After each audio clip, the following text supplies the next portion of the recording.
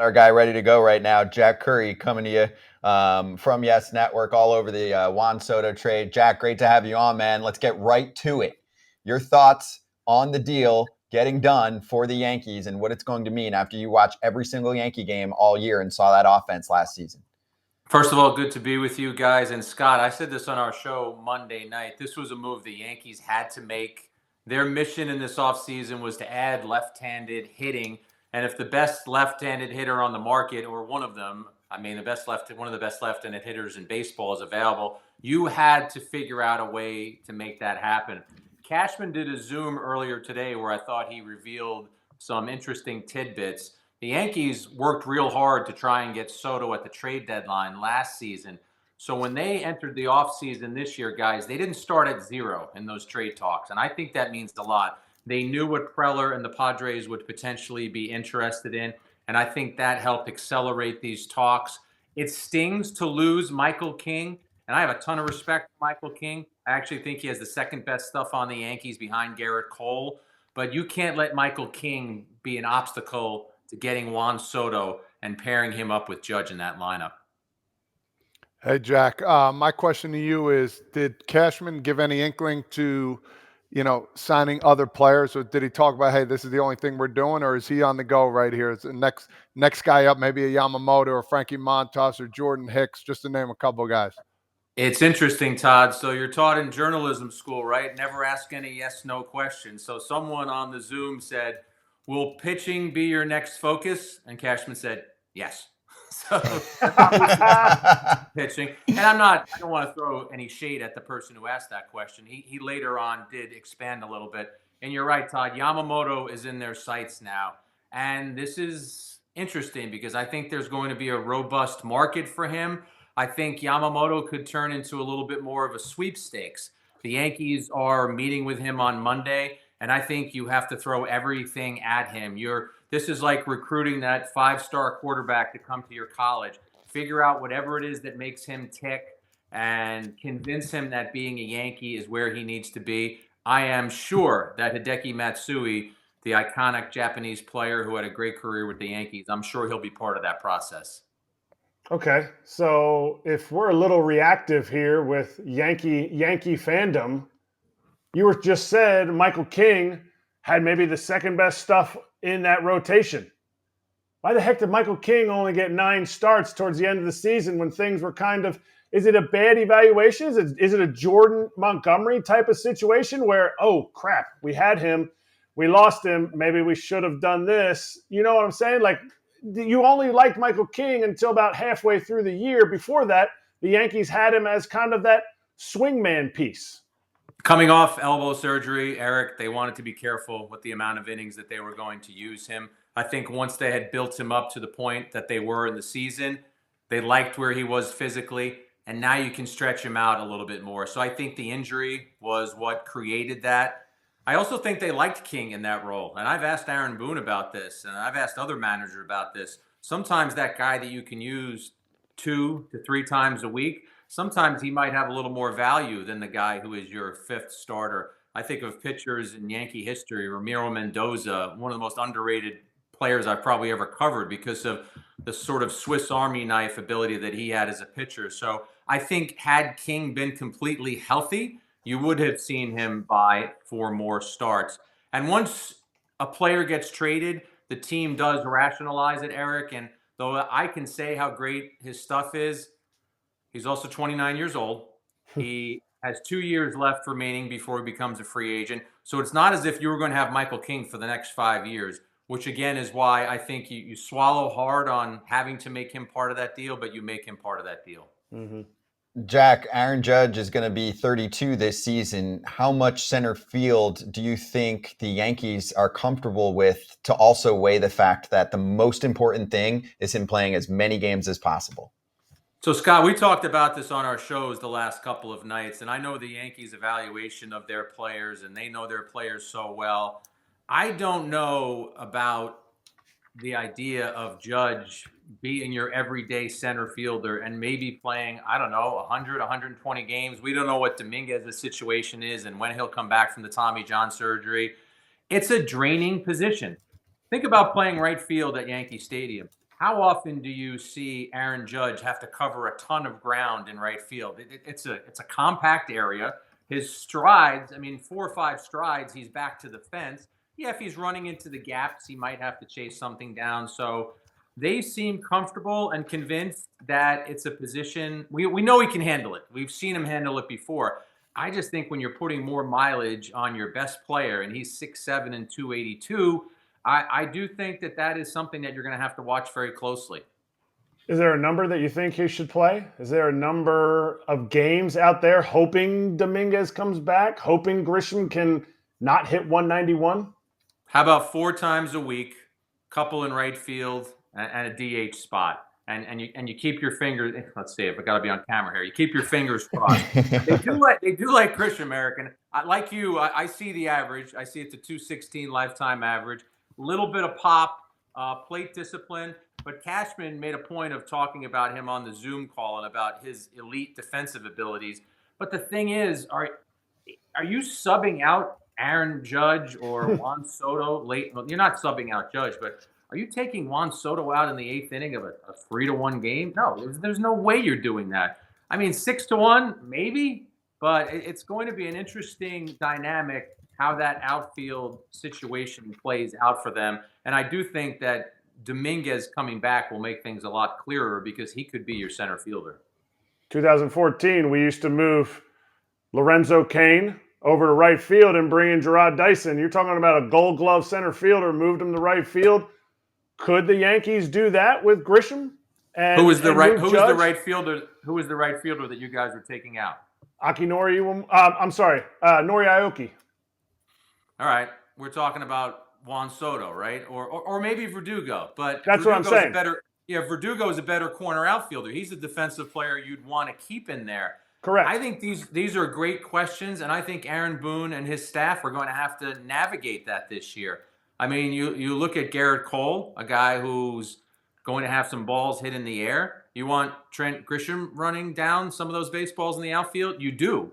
But you also want Soto and Judge and even Verdugo getting as many at-bats as possible. So this is why I love the sport that we cover, by the way, guys. It's December 7th, and we're plotting out where that Yankee outfield is going to go. I've never covered football, but I don't know. In the offseason, are they talking about how many defensive backs are they going to use in this team? Maybe they are, but I'm a baseball guy, so I got the love for baseball. Now, I want to go behind the plate here. So Higashioka's gone.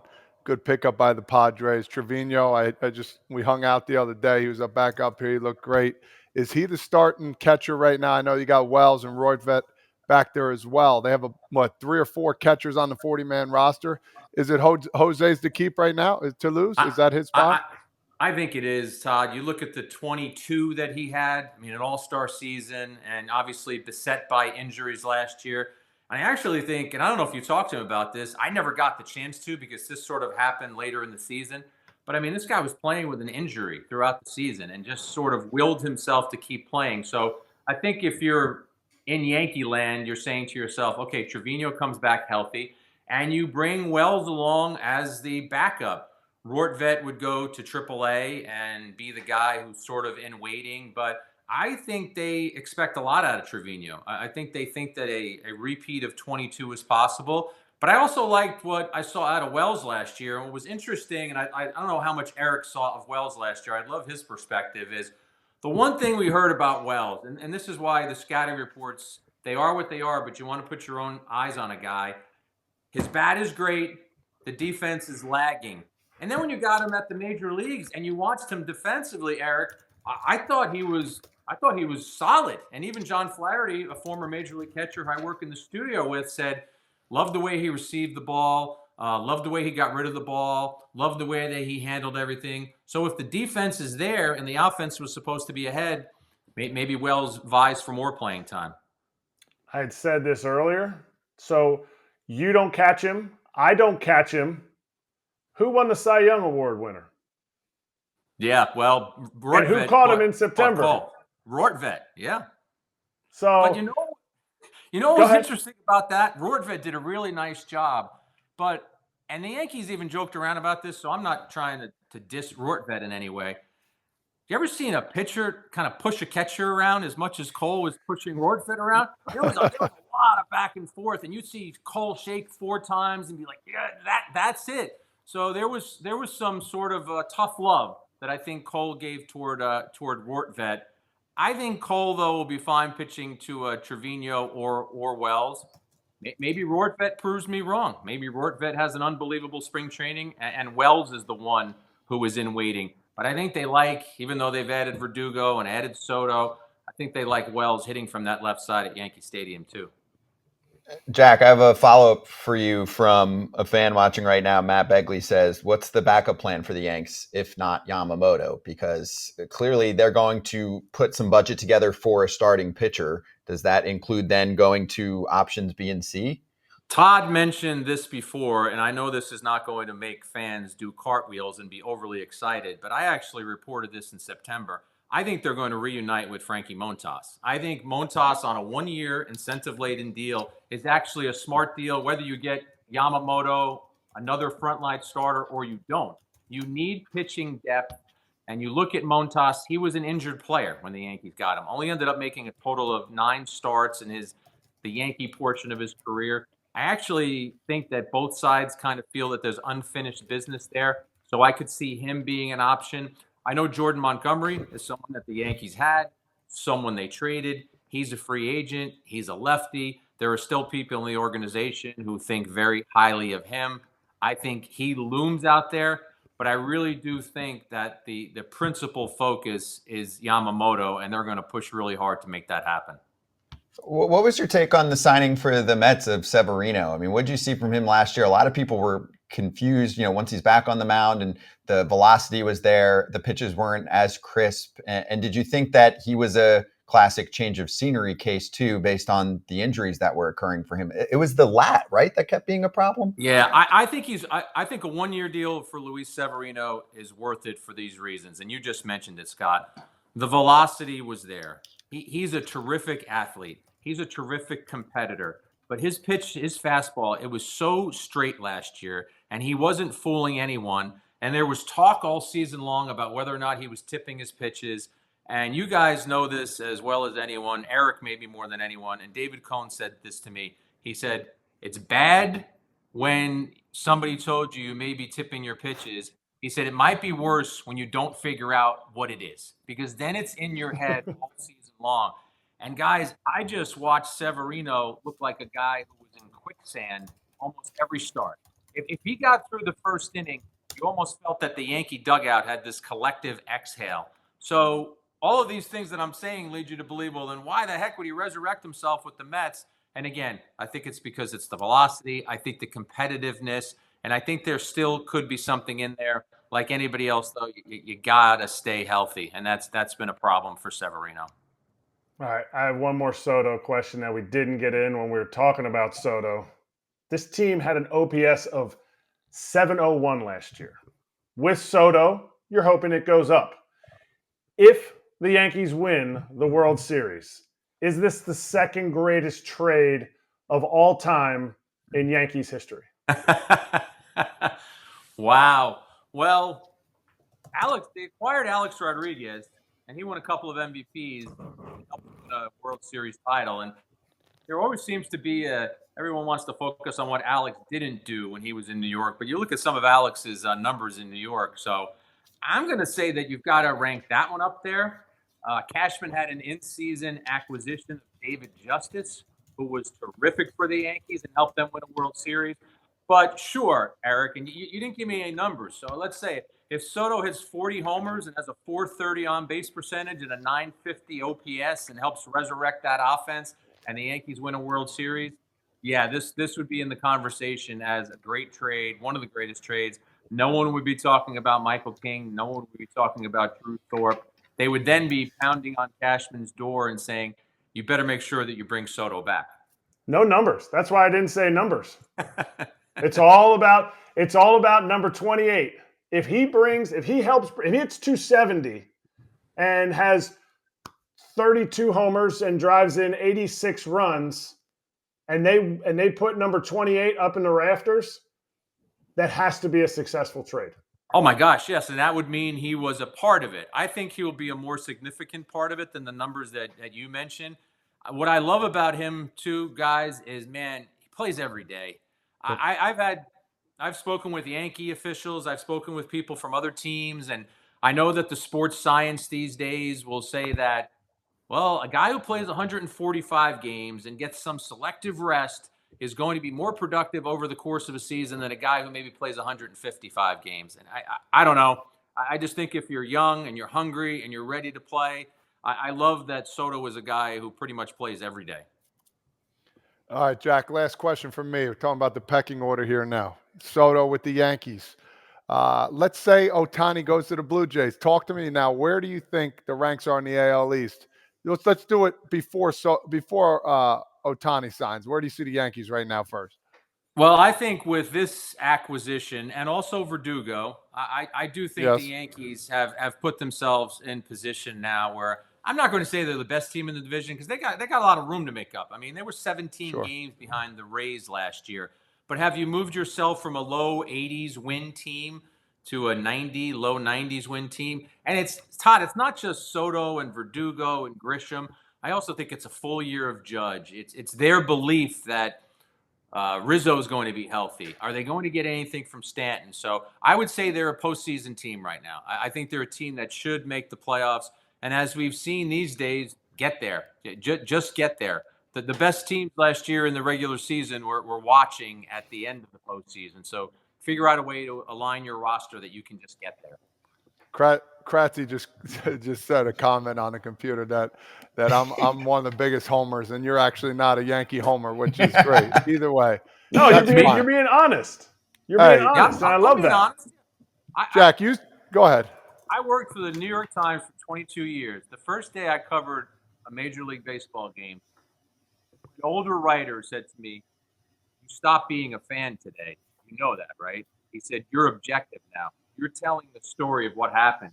And when I got hired by Yes, John Filippelli, who Todd knows as well, Flip, our boss, said, "I want you to do exactly what you did at the Times. If you wrote 900 words, take the best 5, 6, or 7 points from that article and talk about it on the air." So I'm going to be honest. I think if you're not, that people will question you and wonder why they should watch you. And I'm also not afraid to say, I don't know. There's sometimes we just don't know the answer. So there's nothing wrong with admitting that you don't know it. Go try and find out what the answer is. Well, I appreciate you because my first year coming in, I didn't know what to expect out of myself. But hey, listen, Hey, can I out? we Can keep I out moving forward. Todd? We're in the studio. We're in the Bob Lorenz's office. He's got a fantastic office, man. You're watching the game. Todd can't sit still. He eats dinner. He eats dinner in about 90 seconds. He inhales whatever the heck we're eating. And then Bob's got some baseball bats and some old gloves. Todd's throwing the ball into it's like he's still playing, man. He can't sit still. I can't. I don't know why I can't. And you hear me You yelling. still got the jumpiness, and I also can't stop moving here. look at the studio he's in right now, Jack. Downstairs, he can full on play a damn game, have hitting instructions with the kiddos. Like he can do it all down there. So he built a gymnasium basically. We had a 2 p.m. Soto trade hot stove show, and then we didn't have another one until 10:30. So Bob Lorenz and I were hanging around, and we were actually talking about your Instagram, Todd. And I said, man, he's got these kids. And in New Jersey, what a gift, because I grew up in New Jersey. Yeah. And, man, when the cold weather comes, baseball's gone. You're going to play basketball or something. He's got those kids in there every day. That's awesome, and I hope those kids and their families understand the value of that and just how much that means to those kids going forward. No doubt. I appreciate that, and hopefully we'll keep working as the years move forward here. It'll be fun. Thanks, Jack. We appreciate you coming on for this. Obviously, I know you had a busy 24 hours, and you can follow Jack at Jack Curry. Yes. See him on Yes. Read everything that he puts out there, too. So, Jack, appreciate you. Thank you very much. Great to have you on here for the first time. Scott, Eric, Todd, great chatting with you guys. Hope we can do it again sometime. Thanks, you. Brother. Absolutely. What a day. What a freaking day.